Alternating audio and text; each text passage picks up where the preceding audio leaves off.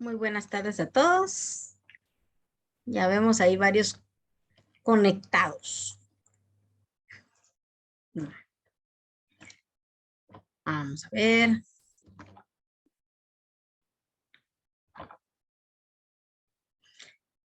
Bueno, vamos a iniciar la clase comentándoles que ya tengo notificación de los horarios de exámenes y efectivamente a nosotros nos toca el 28 de agosto el parcial, el primer parcial, ¿verdad? De la fase 1. O sea, en 15 días tenemos nosotros nuestro primer parcial. ¿Qué va a entrar en este parcial?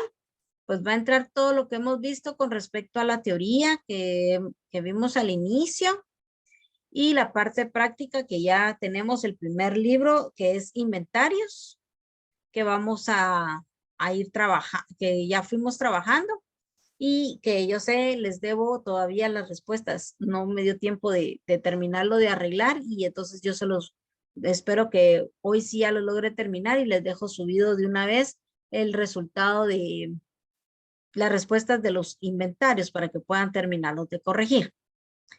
Desde ya les adelanto las directrices de cómo vamos a trabajar el primer parcial.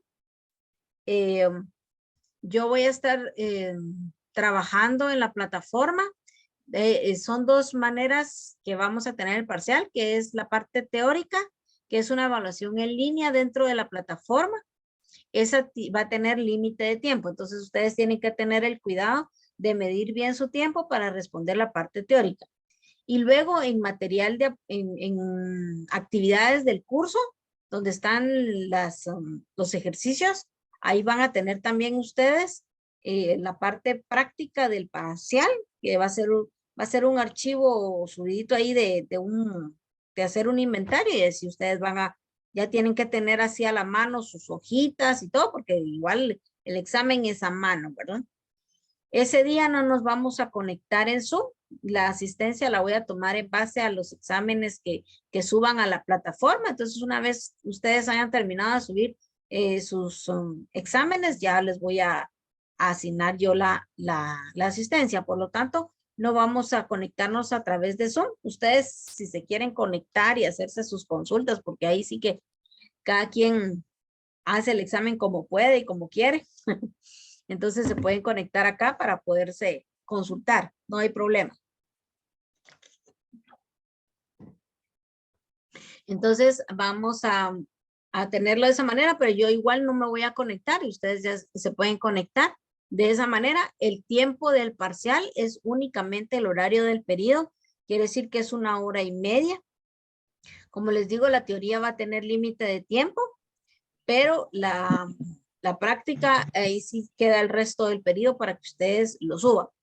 Por favor, midan bien su tiempo, trabajen de forma rápida y limpia y ordenada para que les alcance el tiempo y lo suban, porque más tiempo posterior para poder subir las tareas no es permitido. Entonces, por favor, midan bien su tiempo, hagan bien sus actividades. El examen está estrictamente para que se haga en 45 minutos, pero igual se da todo el tiempo del periodo para que ustedes puedan trabajar. Ok. Ya, igual de todas maneras, el próximo sábado vuelvo a repetir las instrucciones por cualquier cosa que nos haga falta o para recordatorio.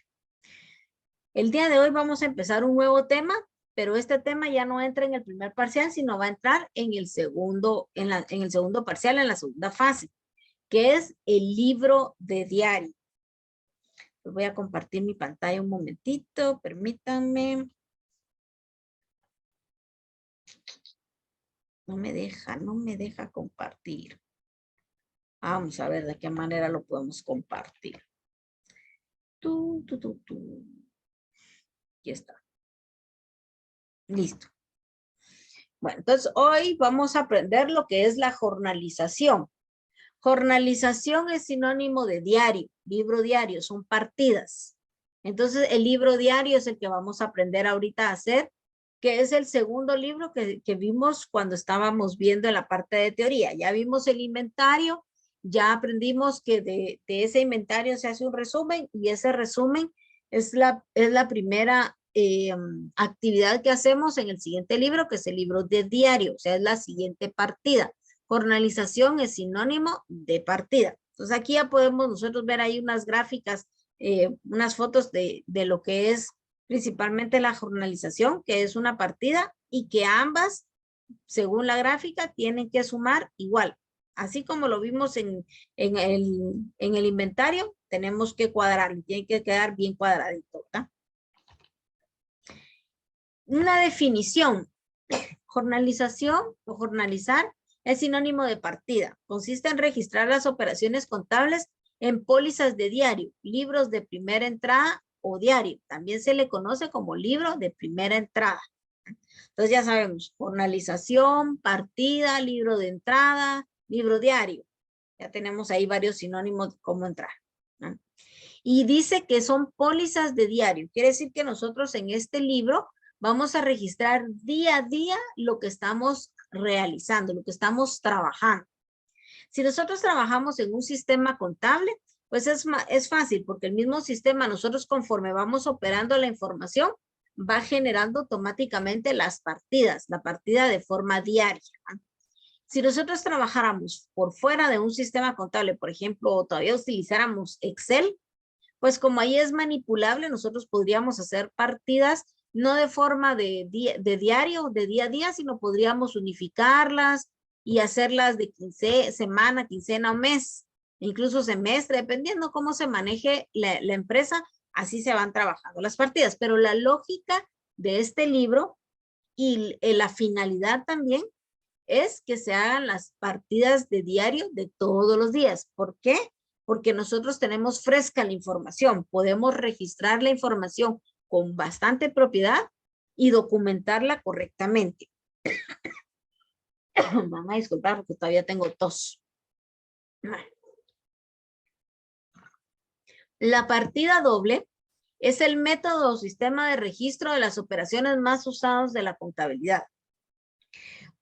Dice que se asemeja a través de una balanza. Vimos nosotros en la gráfica que la balanza lo que nos dice es que debe de ser igual. Si la primera columna, que nosotros le llamamos debe, me suma 1000 quetzales, la segunda columna que le llamamos a ver, me tiene que sumar 1000 quetzales.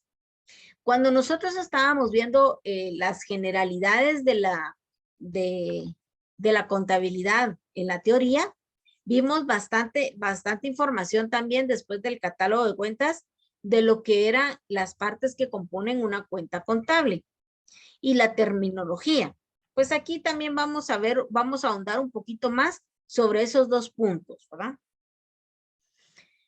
Aquí dice, el debe es debitar, cargar o deudar. El haber es acreditar o abonar. Empezamos a utilizar terminología contable que nosotros como los contadores, perdón, que nosotros los contadores sabemos utilizar, es nuestra jerga, ¿verdad? Pero para que nosotros podamos entenderlo cuando nos toque ir a hacer revisiones como jefes de áreas y todo, tener por lo menos un conocimiento, una generalidad de qué estamos hablando, ¿no? Entonces, estos son dos datos que debemos de tener bien presente y que repasarlo para que no se nos olvide, ¿no? Al examinar cualquier operación mercantil y recordar el manejo de las cuentas, se descubrirá que en cada una de ellas se maneja por lo menos dos cuentas, una que se debita y otra que se acredita. O sea, cuando nosotros creamos una partida, vamos a utilizar siempre como mínimo dos cuentas. Si entra dinero a la caja, pues vamos a registrar la cuenta de caja en efectivo y le vamos a dar salida a otra cuenta del por qué ese dinero está entrando. Posiblemente estamos realizando una venta de contado, entonces vamos a registrar la cuenta de ventas. O puede ser que un cliente nos pagó, bueno, entonces vamos a rebajar la cuenta de los clientes. Pero siempre van a haber dos cuentas y ambas, una va a estar en el debe y la otra va a estar en el haber. Una va a reflejar lo que está ingresando en nuestros registros contables y la otra va a estar reflejando lo que está saliendo de nuestros registros contables. En este caso, si por ejemplo fuera un pago de un cliente, le estamos dando ingreso al dinero, y por eso estamos registrando el debe, la caja. Y le estamos dando salida a la cuenta de clientes porque lo vamos a rebajar, porque le vamos a quitar ese valor que ya no nos debe porque ya nos está pagando. Esos son los análisis que nosotros tenemos que hacer para poder registrar partidas, registros contables. ¿Mm? Cada operación se registra 2 veces, una en el debe y en otra en el haber, que acabo de explicar. ¿Mm? La anotación que involucra las dos partidas, tanto y debe como haber, se denomina asiento contable. O sea que la partida que nosotros le hablamos, lo conocemos como partidas contables, se reconocen también como asientos contables. Tenemos principios de la partida doble. No hay deudor sin acreedor. Significa que si yo registro algo en el debe, registro también algo en el haber. No hay cambios sin valor. Toda partida tiene valor monetario, porque por eso se crea la partida, para darle ingreso a un valor o para darle salida a otro valor. Las cuentas salen con el nombre que entraron, a excepción de las mercaderías, lo que ya habíamos mencionado en clases pasadas. Si yo creé la cuenta vehículos, con esa la creé, con esa voy a trabajar y con esa voy a darle salida cuando tenga que darle salida. No voy a crear vehículos y después le voy a poner vehículos de reparto y después le voy a poner vehículos para la venta, porque entonces voy a perder el orden y me voy a crear tantas cuentas contables que después no voy a saber la realidad de ese valor. Entonces, con el mismo nombre que ingresaron, con ese mismo nombre salen, a excepción de las mercaderías, que por eso es que yo les había dicho cuando estábamos viendo inventarios que no utilizáramos cuenta de mercaderías, porque esta sí va a ir sufriendo, va a ir mutando de nombre dependiendo cómo la vayamos trabajando. Primero va a entrar como inventario de mercadería, después se va a ir al otro estado financiero que vamos a aprender como un costo de ventas, como un inventario para la venta, etcétera. Entonces, ahí va a ir mutando de nombre, ya lo vamos a ver esa generalidad, no vamos a entrar tan de lleno en esa parte. El que recibe es deudor y el que da es al acreedor. En palabras sencillas, lo que va en el debe, en la primera columna, se llama deudor, es lo que ingresa. Y lo que da, que es el acreedor, va en la segunda columna, que se llama haber, que es lo que se le da de salida. El importe del debe y del haber deben sumar igual, que era lo que mencionábamos. Si aquí me suman 1000 quetzales en la primera columna, en la segunda me va a sumar también 1000 quetzales, que son principios de la partida doble. ¿Va? Que por eso es que en las gráficas, en el inicio, es una balanza y la balanza está con una igualdad. Asientos, dice. El proceso de registrar cada partida que se genera de forma diaria. Ya lo habíamos mencionado anteriormente, ¿verdad? Tendríamos que estar registrando del día a día. Si manejamos un sistema, ese automáticamente genera las partidas de todas las operaciones que haga uno en el sistema de ese día. Elementos que lo componen, o compone una partida como tal. Así como vimos en la gráfica, estos son los datos que debería tener como mínimo esa partida. Un número correlativo de registro. La fecha en orden cronológico, o sea, quiere decir en orden de los días y los meses como los conocemos. Cuentas deudoras y cantidades cargadas. Cuentas acreedoras y cantidades abonadas. Eso lo acabamos de mencionar. Una breve descripción del registro. Aquí lo vamos a corregir y aquí vamos a poner una descripción detallada del registro. Le quitamos el breve porque en las partidas entre más detalle tiene es mejor. Lo vamos a ir viendo. Y totalización de las columnas. O sea, ya vemos que utilizamos, aquí sí en las partidas solo utilizamos 2 columnas, cuadernillos de 2 columnas y ambas columnas deben de tener su totalización. Clases de asiento. Tenemos diferentes clases de asiento. Están las simples, las compuestas y las mixtas. Dice, simple se denomina así porque consta de una cuenta deudora y una cuenta acreedora, así como el ejemplo que mencioné hace un momento del efectivo que ingresa y del cliente que sale, una cuenta en cada lado. Los asientos compuestos son los que constan de 2 o más cuentas deudoras y 2 o más cuentas acreedoras. Quiere decir que en el debe vamos a poner la caja, bancos, y en el haber solo vamos a poner clientes. Así. Son diferentes cuentas que se van colocando de diferentes formas.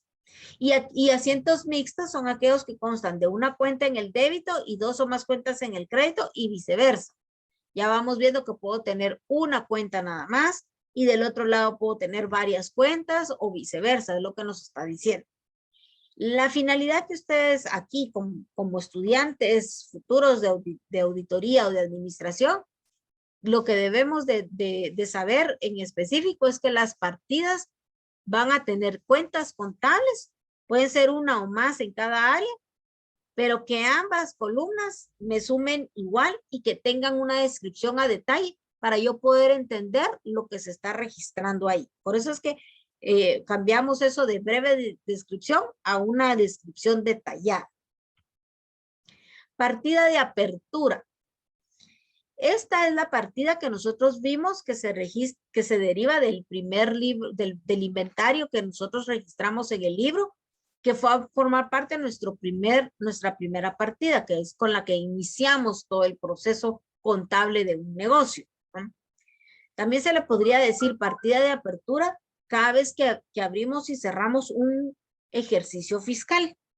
Ya hablamos nosotros también de lo que es el ejercicio fiscal, que nuestra ley del impuesto sobre la renta establece que tenemos periodos fiscales, inician en un mes y terminan en enero y finalizan en diciembre del mismo año, que es el periodo fiscal general.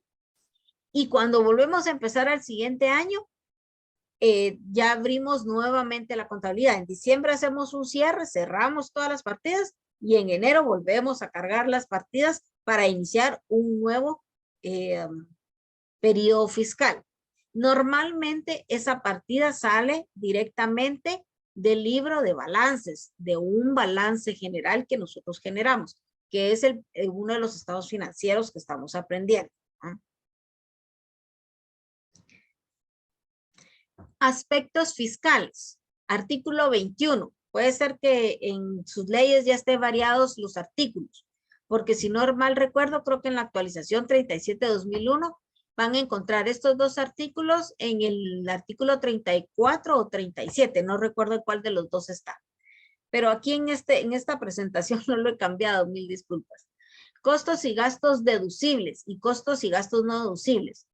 No importa el artículo, el concepto o la información de cada artículo sí es la misma. Para cuando nosotros registramos partidas contables ya tenemos que saber estas dos cosas, estos dos aspectos fiscales que son importantes para cuestiones de deducción de impuestos. Todos aquellos costos y gastos que nos van a ayudar a deducir de impuestos. Este artículo nos habla de esos costos, esos gastos, qué porcentajes tenemos derecho, hasta qué máximo, sobre qué cuenta lo vamos a trabajar, etcétera. Y lo mismo el artículo de costos y gastos no deducibles. Ahí nos van a decir qué gastos no podemos nosotros considerar para deducir impuestos, ¿verdad? Por no contar principalmente con documentación de soporte o que sobrepasan esos límites que nos habla el artículo anterior, cuáles son esos límites. Por ejemplo, hemos estado hablando que en las cuentas contables vimos todo lo que es la propiedad, planta y equipo, y hay depreciación por esos activos. Esas depreciaciones que estamos haciendo nosotros, porque empiezan a perder vida esos activos, son gastos deducibles de impuestos, porque como se están desgastando, pues vamos a pagar menos impuesto por esos activos. Esos gastos tienen un porcentaje de depreciación máximo que permite la ley. Más allá de ello, es un gasto no deducible.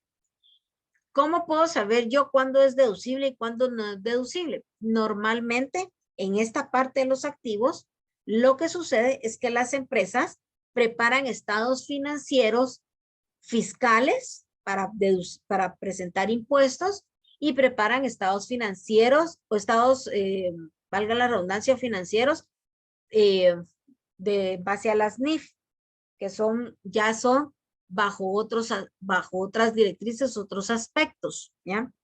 Entonces, por ejemplo, el vehículo, según los impuestos de nosotros, el impuesto de la renta, la deducción máxima de gastos o de depreciación es del 25%. O sea, es un 25% por cada año. Quiere decir que para el fisco, ese vehículo se deprecia en 4 años. ¿No? Ya después del 4.º año, ya el carro está relativamente obsoleto y debería de actualizarse, hacerse una renovación de valor de activos para poder seguir pagando impuestos y seguir deduciendo impuestos. Que desde el punto de vista de NIF, la empresa toma su propio criterio y dice, no, el vehículo a mí me va a durar 20 años. Por lo tanto, yo solo voy a deducir de depreciación un 5% por cada año. Pues durante los primeros 4 años yo deduje un 5%, y si uso ese estado financiero, del 6.º año para el 20 es un gasto no deducible de impuestos. Eso es lo que nos está queriendo decir estos impuestos, estos artículos. Pero entonces se puede llevar doble contabilidad en las empresas, 2 contabilidades. No, es que no es llevar 2 contabilidades, es llevar una sola contabilidad y presentar estados financieros en base a lo que yo quiero ver. La contabilidad es una sola.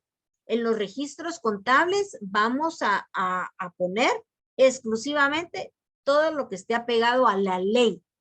O sea, quiere decir que mi estado financiero desde el punto de vista fiscal es el que yo voy a dejar registrado en mis libros contables que estoy aprendiendo ahorita, inventario, diario mayor y balance. Y mi estado, pero desde el punto de vista de NIFS, que es el financiero, ese ya es para análisis de tomas de decisiones o aspectos que yo quiero ver en mi empresa. Pero en mis libros voy a registrar de forma fiscal, tomando en consideración todas las leyes de Guatemala, principalmente estos artículos que me habla de costos y gastos deducibles y no deducibles. Otro ejemplo que yo puedo dar de costos y gastos no deducibles o deducibles, perdón, es el pago de sueldos. Muchas de las empresas tienen la modalidad de que pagan al IX sobre el sueldo base y el resto del sueldo lo ponen como bonificación. Fiscalmente, para deducir impuestos, yo solo puedo tomar los sueldos que declaro al IX. Si yo declaré el salario mínimo, solo el salario mínimo tengo derecho de deducir de gastos. El resto es no deducible. No puedo deducir esos gastos. Yo gano 5,000 quetzales y solo 3,000 quetzales me tienen para pagar el IX. Pues la empresa puede deducir de gastos para pagar impuestos solo esos 3,000. Los 5,000 no. Los otros 2,000 son gastos no deducibles. Por lo tanto, cuando me paguen mi bono 14, que ahorita acaba de pasar, la empresa me está obligada única y exclusivamente a pagarme sobre los 3,000 quetzales que declaro al IX. Ya es ya empieza ya entran los aspectos administrativos en donde fue la negociación de cuando me contrataron y que yo acepté esas condiciones de que me presentaran ante el IX solo 3,000 quetzales y no sobre los 5,000. Pero resulta que dentro de esa plática y esa negociación que yo tuve, dije, está bien, 3,000 para pagar X, 2,000 como bonificación, pero mis prestaciones las quiero sobre 5,000.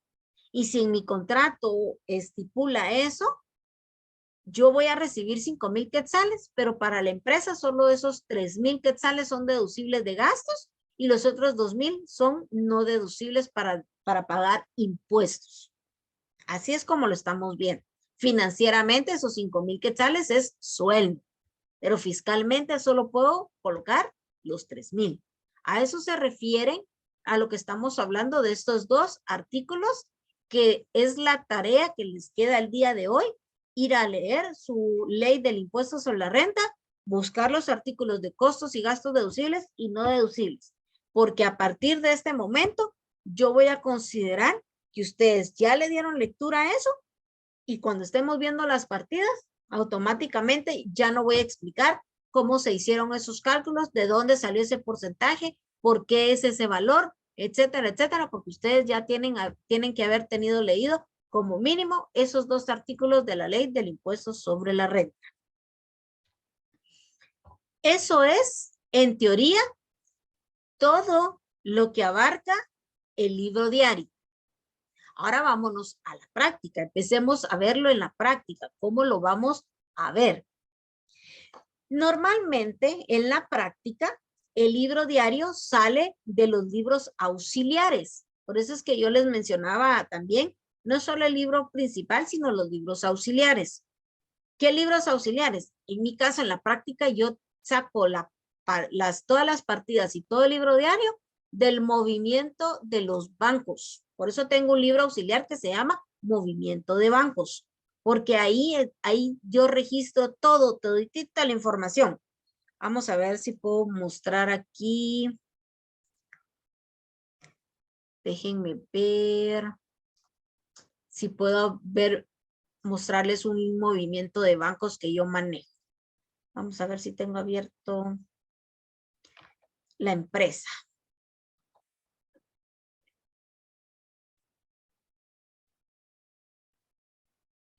Tengo aquí, ustedes ya pueden ahí ver mi pantalla que estoy compartiendo.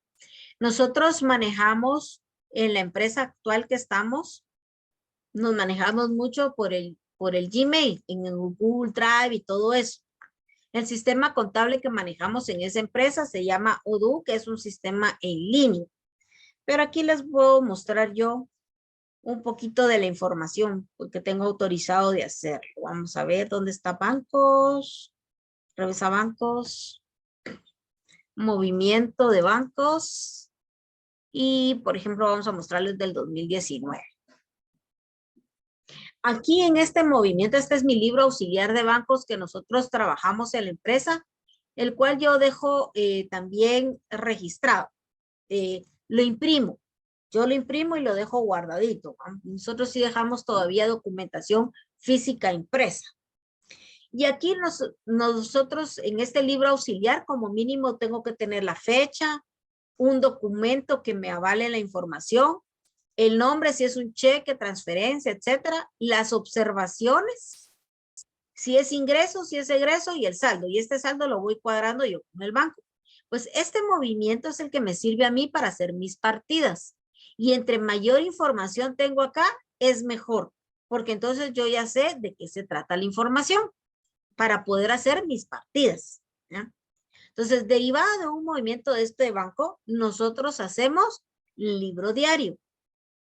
En el sistema que yo manejo, automáticamente voy registrando, por ejemplo, estos son los cheques, voy registrando correlativamente el cheque, voy poniendo el nombre y el dato y automáticamente me permite a mí hacer la partida, realiza la partida e incluso el sistema genera de una vez la partida con unas plantillas que tenemos. Pero nosotros en la práctica vamos a ir a las empresas y puede ser que no podamos ver un libro diario como tal porque el mismo sistema es el que lo va a generar.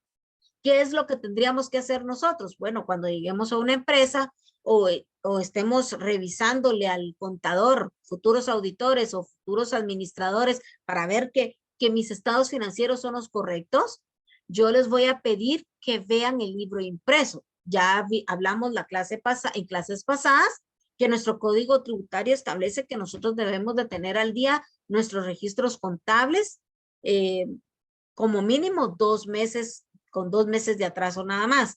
Y eso significa libros impresos. A pesar de que ahorita ya la SAT se está yendo a 0 papel, muchas veces nos piden los datos impresos y los libros contables deberían de quedar impresos y foliados, porque así nos dice la ley.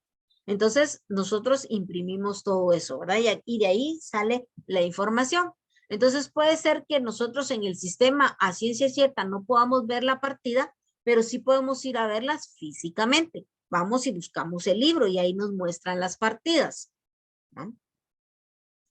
Voy a dejar de compartir esta pantalla y me voy, ¿dónde está? Ejemplo del libro diario. Entonces, al registrar toda esa información, aquí vemos otro movimiento, pero ya un poquito más condensado de como les mostré. porque es para que nosotros empecemos a hacer nuestras prácticas aquí en el ejercicio, ¿eh? Entonces, esta información ya la vamos trabajando nosotros. E incluso se recuerdan que dentro de la teoría que vimos de contabilidad decía operaciones previamente registradas. Ok, es lo que estábamos hablando, que los diferentes departamentos de una empresa hacen la contabilidad. Nosotros solo venimos y juntamos la información, generamos las partidas y presentamos estados financieros de cómo se está trabajando. Si alguien de algún departamento no registra lo que tiene que registrar, ahí empieza a haber problemas, porque entonces la contabilidad va a estar presentada cuadrada, pero no va a estar bien, ¿no? Porque falta información. Pero si lo hiciéramos a mano, lo haríamos de esta manera o en Excel. En una empresa que no está acostumbrada a tener sistema, pues sería de esta manera como lo vamos a ver el día de hoy. En este movimiento que yo les estoy presentando de esta empresa que se llama Constructora Los Obreros, es del 2014 la información, pero al final de cuentas nos va a servir para entender cómo hacer ese libro. Está separada tanto de ingresos como egresos, y no como el movimiento de bancos que les mostré anteriormente, que ahí sí estaba todo detalladito, pero por fecha. Aquí está separado por ingresos y por egresos. Allá estaba registrado por el orden de las fechas, que así es como deberíamos de registrarlo, porque así nos dice el texto, la teoría. Todos los días hay que registrar toda la información.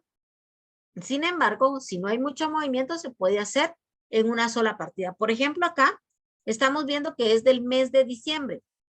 Yo puedo hacer una partida por cada ingreso que tengo o puedo hacer una sola partida por todos los ingresos. Eso es criterio y políticas de la empresa. Si la empresa hace de forma diaria, de día por día, cada uno de los ingresos, pues va a ser entendible cuál es lo que está registrando, va a ser un poquito más fácil de revisar y todo, pero es más laborioso porque es de todos los días. La recomendación es hacerlo así, ¿no? Pero si no es mucho el movimiento, así como esta, que apenas tiene 9 transacciones durante un mes, puedo generar una sola partida y generar documentos de soporte. Y ahí es donde empieza nuestra labor de nosotros como futuros profesionales. Esa documentación de soporte es la que nos interesa a nosotros ver y revisar para confirmar que esa partida esté bien registrada. No saber si saben hacer partidas o no, sino que yo mi documentación que me soporta para saber si fiscalmente estoy trabajando bien, si estoy aplicando bien mis leyes, administrativamente si estoy trabajándolo correctamente, si está en función de la visión y la misión de la empresa, si estoy cubriendo los propósitos que pide el negocio, qué es lo que, toda esa información que desde un principio nos dijeron a nosotros que debemos de hacer de revisión, ¿no? Esta empresa obtuvo ingresos, 9 registros de ingresos durante este mes de diciembre. Tenemos las fechas, tenemos los documentos que me soportan esos ingresos y lo tenemos separado tanto en quetzales como en dólares, que era lo que habíamos hablado en clases pasadas. Nosotros podemos vender en dólares, en euros, en libras, como ustedes quieran, pero contablemente todo lo vamos a registrar en quetzales, porque esa es nuestra moneda. Por eso es que aquí tenemos un tipo de cambio en esta línea. Tenemos el tipo de cambio con fecha 31 de diciembre. Podemos usar el tipo de cambio que sea del mismo día. En esta venta fue el 8 de diciembre. Tendríamos que buscar el 8 de diciembre qué tipo de cambio era y trabajar de ello. Esta empresa tomaba la decisión que utilizaban el último tipo de cambio del mes para registrar todas sus transacciones. Si aquí hubiesen habido más ventas en valor dólares, todas al 7.52. Incluso los sistemas contables, uno puede ponerle un tipo de cambio y manejar ese tipo de cambio todo el tiempo para todas las cuentas durante todos los meses. O también permite ir ingresando el tipo de cambio de cada mes. ¿Qué nos toca a nosotros como jefes ver ahí? Bueno, ver que en la partida está incluido todos los ingresos de ese mes Bueno, préstenme, contador, pásenme leyes de todas las facturas de las ventas que tenemos y yo empiezo a chequear, ¿va? Proceso de auditoría, empiezo a revisar correlativo, empiezo a revisar cronología de fecha, empiezo a revisar que la factura tenga todos los aspectos fiscales que me competen. Ah, resulta que nosotros estamos bajo el régimen de actividades lucrativas, pero la factura dice retención definitiva. Ah, y aquí, ¿por qué no es lo mismo? Licky, usted que está hablando de regímenes, la ley del impuesto de la renta que ustedes van a ir a leer el día de hoy les va a ayudar a entender de qué estoy hablando ahorita. Hay dos regímenes fiscales aquí en Guatemala que se llama régimen de actividades lucrativas y régimen de opcional simplificado. ¿Qué varía entre una y la otra? En que el opcional simplificado, que es el régimen general, pagamos impuestos mes a mes y hacemos solo una presentación anual. ¿Y qué impuestos pagamos? Solo ISR e IVA. En cambio, en el régimen de actividades lucrativas es que presentamos impuestos mensuales, trimestrales y anuales. ¿Y qué impuestos registramos? El IVA, el ISR mensual, el ISR trimestral, el ISR anual, el ISO. Ahí entran más impuestos. ¿Por qué?